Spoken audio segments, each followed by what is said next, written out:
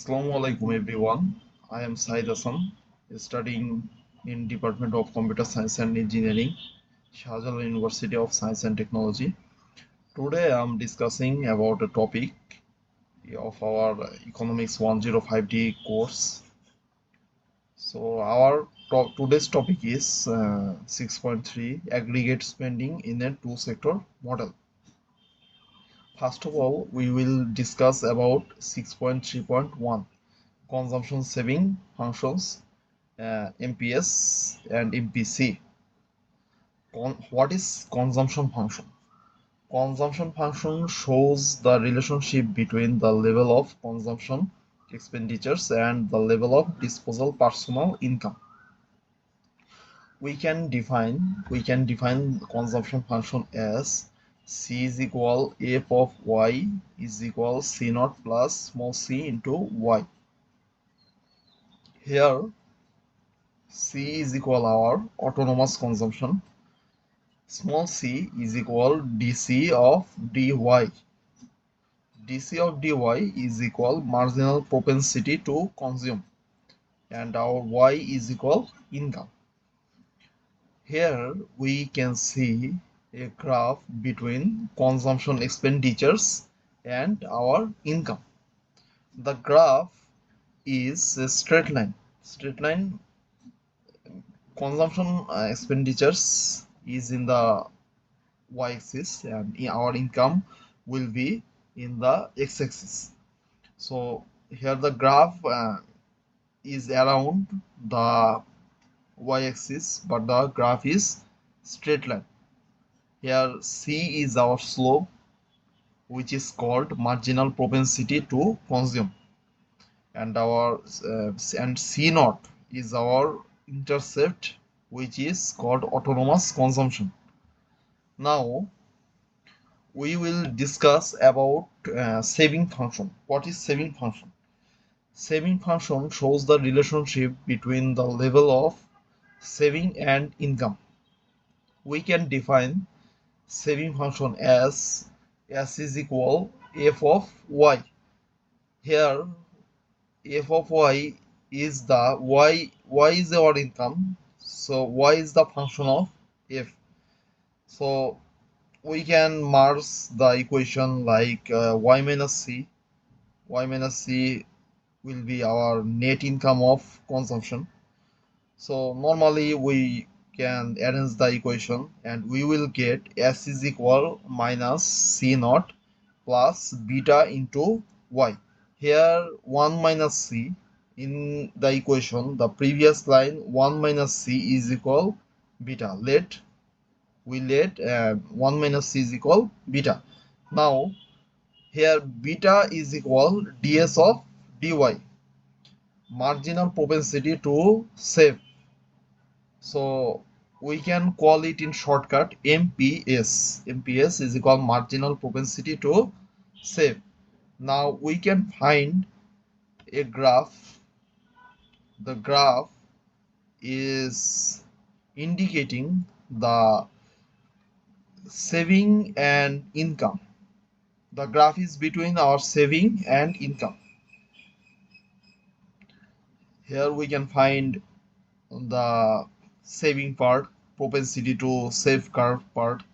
So we can find some part of this graph. Now our next topic is investment function. What is investment function? The investment function is a summary of the variables that influence the levels of aggregate investments. In measure of national income and output, gross investment represented by the I is a component of GDP given in the formula.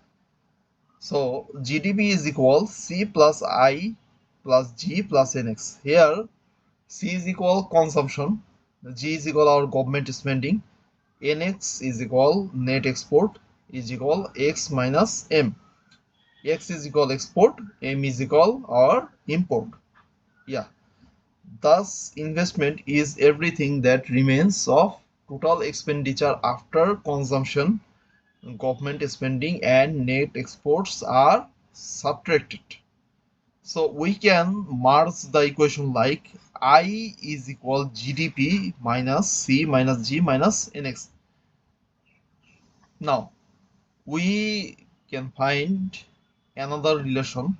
Investment is often modeled as a function of income and interest rates given by the relation I is equal f of y r. Here y and r are variables. Investment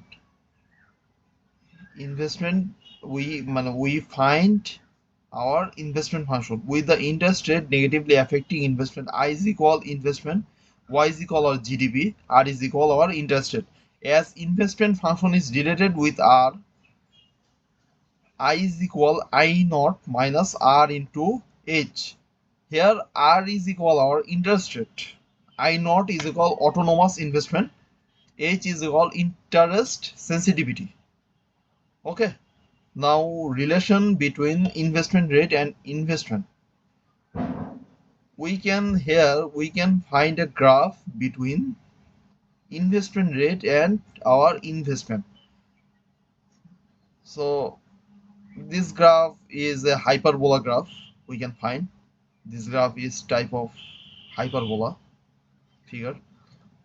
So now we will discuss about autonomous investment. What is autonomous investment? Autonomous investment is the expenditure on capital formation which is independent of the change in income, rate of interest or rate of profit. Now here the investment graph is parallel to x-axis. Here I is equal our investment. We can find the graph is parallel to x-axis, investment and income graph.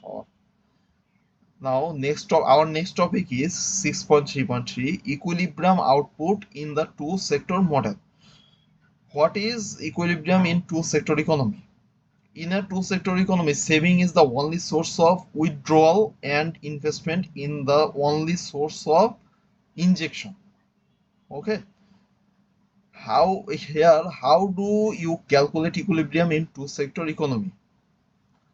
You can calculate the equilibrium in two sector economy by the following equation.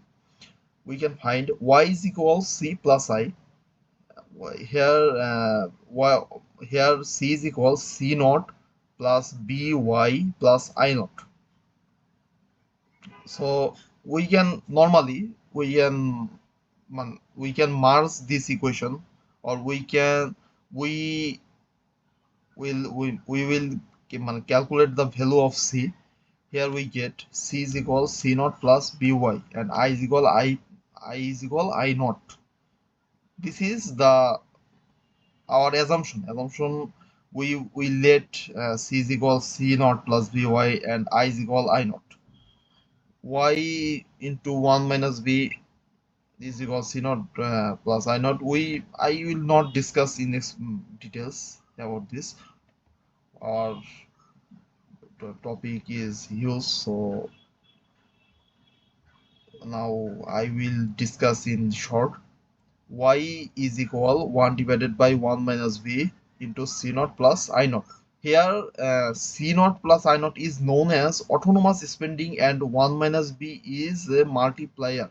Here our 1 minus b, it is a multiplier. Now our next topic is expenditure multiplier. What is expenditure multiplier? If investment increases by 1%, the percentage change in income is defined as expenditure multiplier. In other words, it is a ratio that compares the overall change in a nation's GDP driven by an autonomous change in aggregate spending to the change in spending. Here del y is equal to m into del I. We can say del y is our percentage change in income. M is equal expenditure multiplier and del I is our percentage change in investment. Now 4 assumptions of expenditure multiplier. There are 4 assumptions that are essential before calculating expenditure multiplier. They are price of goods in constant, interest rate in constant, government spendings is zero, imports and exports are zero. Now mathematical explanation is from the equilibrium in two sector model we know y is equal to 1 minus b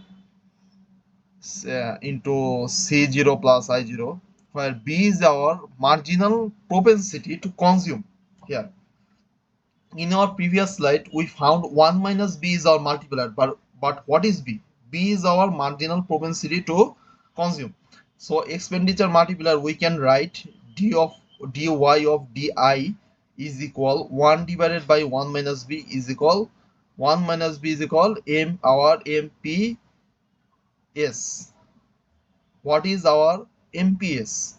We found mps is marginal propensity. Our mps is equal marginal propensity to consume. Okay, so this is, so it's all about our today's class. So if you understand my class, you will get you will benefit it much in your economics course. So this is all about today's this is all about our class. So thank you very much to stay with me. Goodbye everybody. This is Said Hassan.